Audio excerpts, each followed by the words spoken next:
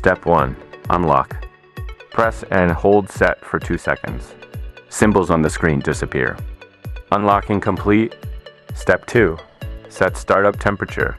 Press set once. Display shows CO1. Press set again. Current startup temperature shows. Use up and down to adjust. Press set to confirm. Step 3. Set shutdown temperature. When it shows CO1, press up once. Display shows CO2. Press set again. Current shutdown temperature shows. Use up and down to adjust. Press set to confirm. Then click the rightmost button exit.